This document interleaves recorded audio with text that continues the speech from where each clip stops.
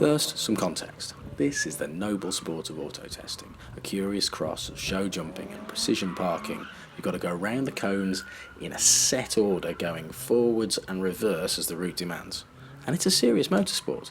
It's highly competitive, with wins regularly coming down to tenths of a second after a whole day's racing. It's got a national championship, an annual international event, and some serious drivers. I mean, this is where Colin McRae cut his teeth before he went rallying. And doesn't it look fun with the handbrake turns and the reverse spins and all the wheel spin? Anyway, this is a nice short one introducing my little Franken Mini, which you're going to see a bit more of with me, your humble narrator, explaining just how little original Mini there is left. This is Back to the Garage. So I got this Mini about 9 years ago. It was a fairly standard Mini auto test car, so pretty much all still Mini, but 10-inch wheels front and back, a lukewarm A-series engine. In fact, here's a link to my first event in it, but the shell was fully done, so fully stripped out. I mean, not much left in there. Anyway, I wanted to go a bit faster, so 4 years ago, before kids and COVID, I spent a few months over a winter making some light modifications, and it's been successful. I went faster, but since then I've spent most of my time trying to stop the engine jumping out of the car, with various amounts of success. As you can see, it's got a real mix of bits on it. It's got a completely custom front end, a Vauxhall 1600 8-valve engine. It's got a Fiat Seicento radiator, Yamaha FZR carbs. It's got Daihatsu alternator, and somehow a Renault Laguna bottom pulley. Plus, everything else is pretty much custom made to make it fit. So let's have a look in a little bit more detail. I started the conversion 2016, and it was for a subframe for a Suzuki twin cam. But it was the bushing mount, the single bolt towers. This is a solid mount shell. So chopped it all about, changed the towers, put a bit of triangulation in, and made it fit as best I could. I did it all in a single garage over one winter, including the carbs, the manifold, ignition, cooling, wiring, exhaust, drive shafts, everything in about 3 months. So not particularly neat, but it was all done in the time it takes the Binky Boys just to edit one of their videos. So, not the neatest, but definitely function over form. And you can see I've had to go in and add lots and lots of secondary triangulation as basically as it's found out to be inadequate. But you know, it always made it to the end. I've not finished one event since 2016, so you know, it does all right. To keep it simple, I kept all the suspension the same. So we kept all the rubber donuts. So all the geometry is exactly the same as a standard Mini. It's what standard Mini be. But that required a few compromises. We'll get onto that. There's been lots of development. So this is the engine mount I started with. So this is off a Land Rover, as I remember, and these just barely lasted at one event. So then I made these, which are cast from polyurethane with 2 big bolts with a lot of steel welded onto the head of them. Yeah, that's still original, but it's, don't hate, it's doing the job. And then I've moved from them to these, which are like a World Cup cross member off a Mark 1 Escort, and these are just indestructible. You can see the bolt goes away through it, so even if all the rubber comes loose, you've still got a solid bolt going through. So that's the most recent engine mount I've done, and you know, still going. So anyway, lots more steel, as I've mentioned, has gone in. So in terms of compromises, right, the engine is too far over this way. It's not far enough back, so the drive shafts aren't straight. The drive shafts are coming forwards, so that means I can't run as much steering lock as I'd like, and I want more steering lock. Need it, and that's all because you probably can't see it, but down here the gearbox is hard up against one of the bolts for the suspension. I say it's hard up. We've got about 2 or 3 mil difference at the moment, so it's as far back as it can go and far over as it can go with a standard suspension in there. So that means that it's awfully tight up at the front here on the exhaust and there, but everything's built to, you know, to fit. It's built to be there specifically. So standard config for an Autotest Mini is ride height nice and low at the front. And see, it's not exactly high at the moment, but standard thing is to get 3 fingers underneath the original A series and the floor. So what have I gone and done? Well, I've gone and put 14-inch wheels on it, haven't I? So that means that everything is a couple of inches higher, so I've had to go even lower with the suspension than would be a normal standard kind of mini Autotest Mini setup. And what that means is that, if you can see it, the suspension arms, the top arms, are at an almighty angle and they're really short. So to try and combat that, we've took the damper mounts.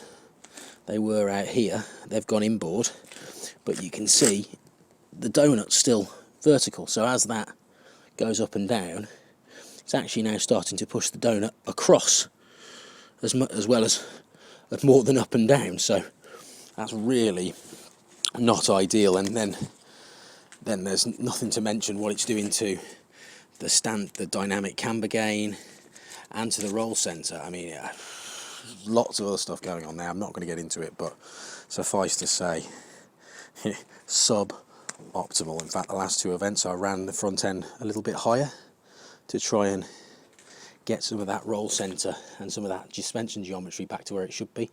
Turned in a lot better, span a lot better, handled a lot better, so that's something to improve, I think. So just generally on the rest of the front end, you've got the carbs from a motorbike, a 600cc, you've got a Daihatsu Charade Nippon Denso alternator that's up there because, quite honestly, it's the only place I could fit it. We've gone to the Wasted Spark we're going to the ECU, but we'll look at that. So that was a distributor, and we've got a Fiat Seicento radiator and the fan, and hey, it fits in the place, and it's 16 quid brand new. But this needs, yeah, I might treat myself to one of these for Christmas. But apart from that, it's a bit to this, it's a bit to that, but it does the job. Right, let's have a look on the inside.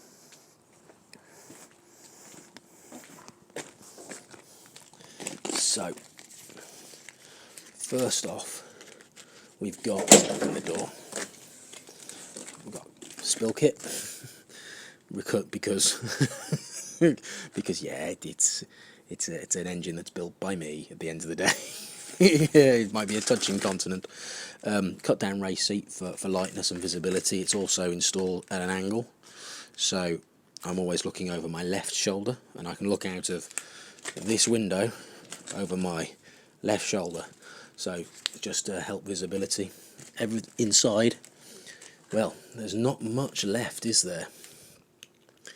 It is very, very simple. So the front end you'll have seen is glass fibre, the boot floor is aluminium, the rear tailgate, the boot is the boot floor is aluminium, the boot tailgate is fiberglass, so is the roof. The windows are polycarbonate, so there's not much left going on in here. There is some strengthening has been put back in. Okay, it's doing the job. Maybe that could do with tying into some of the suspension pickups. In fact, I could be bolting the subframe through all the way through these little holes here, but yeah, I've got other plans. So, what else? Let's just jump in. So, over here, we've got the ECU. So this is a Speedwino, which is a an open source DIY ECU based on the Arduino microcontroller. Lots of stuff out there. It's fantastic. I've had no problems with it whatsoever, and I made it. And it's like a fifth of the price of the Omexes and all those things. It's not plug and play by any stretch, but tell you what, when something goes wrong with it, when something goes wrong with it, I'll know exactly how to fix it. So there's a lovely nest of wiring. Look at it. So yeah. So don't hate it. It does the job. It works. Again, it's a reliable car. I get in it and it goes. I don't have any problems. Now, this was nice and tidy at one point. But since then, yeah, I've had kids, so if anything I've done has just been thrown in there, and as soon as it works, it works. So this and the Speeduino talks to this, which is an Android tablet which should connect. Oh, please enable Bluetooth. Yeah, check back 1 minute. So whilst that idiot tries to figure out what the problem is, just a quick one on the mount. I 3D printed this to give a really tight hold, so those end caps are on sprung bars that kind of push in, because I didn't trust any of the commercially available ones not to eject the tablet halfway through a test, and which would then lodge itself under the brake pedal. Not ideal. So this is my dashboard / data logger. So let's just start it up. Got the obligatory airplane style switch, because why not? Some lights, a few simple dials, push button start, and there you go. So we've got, you don't want to see me, air fuel ratio, throttle, and revs, and temperatures, everything you want to see, and that data logs, so I can then take that offline and have a look at stuff, and yeah. They'll be more useful when I've got the fuel injection on. Anyway, so down here, this is a electric steering column from a Corsa B, bolted up, so there's a bit more Vauxhall in the middle of the steering column. It's great. You just hook it in, twiddle the knob. Yet another job for the list. And it just makes the steering really light at any revs, and I don't have to worry about fitting a power steering pump anywhere. So, what else? So, this is probably the most trick bit of the whole. Oh no, hang on, we'll show you this first. So, this is the directions, the instructions. So, this is basically the layout of the cones. Solid line means forward, dotted line means backwards, and you see all these little lines. They're where you have to cross, so this one here, you've got to drive onto that line, stop a stride, then reverse onto that line, then off you go. But hey, there's no time to look at that. That's just there. That's a safety blanket. Give me the warm and fuzzy feeling just in case I do forget. But so probably the most trick bit of the whole car is the gearbox. So the gearbox has been modified. So it's only got 2 speeds, first and reverse. The linkage is, yeah, elaborate but required. So when I first got the car going, I was like, hey, let's go, and put forwards, and the car went backwards. So I had to knock this up fairly hastily, but you know, it's doing the job, and there's very little play in it at all, and it's got nice positive. And I've got rose joints, and it's a nice shiny knob, CNC'd from aluminium, lovely. And just little things like how close that is. So it's in first, I grab the handbrake and then into reverse. It's things like that that cost tenths of a second every manoeuvre. They add up to a second. So the gearbox is quite tricky, as I said. So it's got reverse gear where second should be. So that's quite tricky.